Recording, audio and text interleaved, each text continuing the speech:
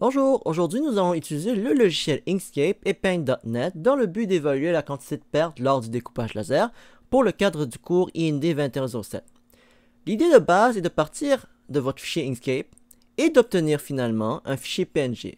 Ce fichier PNG va permettre d'avoir deux distinctions de couleurs dans lesquelles on pourra l'isoler le couleur vert dans ce cas-ci et déterminer le nombre de pixels carrés pour finalement calculer la valeur de perte. Dans cet exemple, nous allons montrer comment évaluer la perte d'environ de 54,8% avec le pinceau magique et les dimensions de la feuille en pixels. Tout d'abord, dans votre fichier Inkscape, il est recommandé de transitionner la vue Outline au menu normal dans le but de voir les couleurs. Ensuite, nous allons utiliser la fonctionnalité Fill and Stroke. Nous allons tout sélectionner les objets dans lesquels on va faire du découpage laser. Nous allons sélectionner un remplissage de type Flat Color. Vous pouvez choisir n'importe quelle couleur, que ce soit rouge, vert, orange, etc. Tant aussi longtemps que cette couleur est consistante et elle sera différente du deuxième couleur choisie.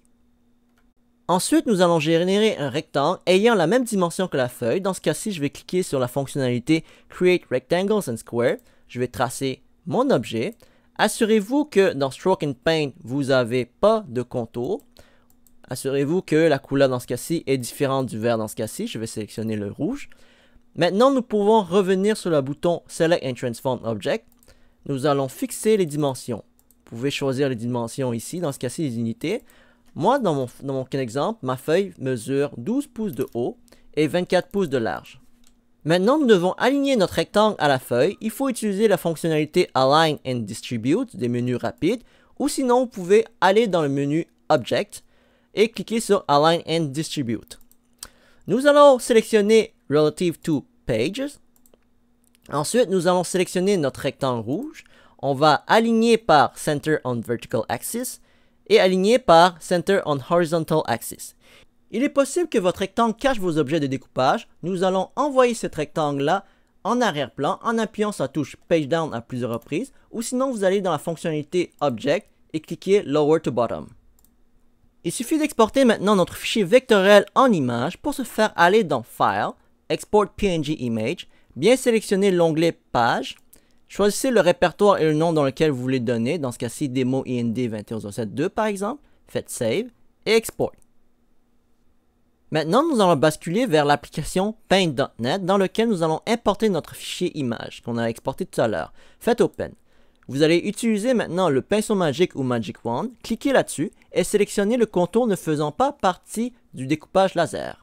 La valeur qui est en bas de votre écran dans notre exemple, 1 459 684 pixels carrés, représente finalement la superficie du bois restant de la découpe.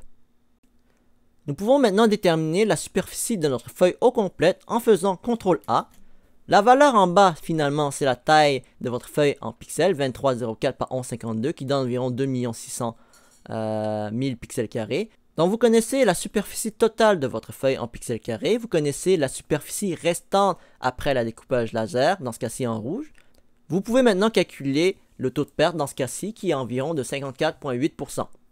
Une approche alternative est d'utiliser la superficie que génèrent vos pièces après la découpe. Pour ce faire, vous cliquez sur la fonctionnalité Magic Wand, enfoncez votre touche de clavier Shift et cliquez sur la couleur verte, dans ce cas-ci. La valeur qui est indiquée ici, 1 183 402 pixels carrés, c'est approximativement la superficie que génèrent vos pièces découpées. Évidemment, si vous refaites les calculs, les résultats doivent être très proches et similaires. Voici une vidéo qui vous explique brièvement comment évaluer le taux de perte après découpage laser. Donc, si vous voulez déterminer en unités particulières, en mètres carrés, millimètres carrés, etc., il suffit de faire une conversion et le tour est joué.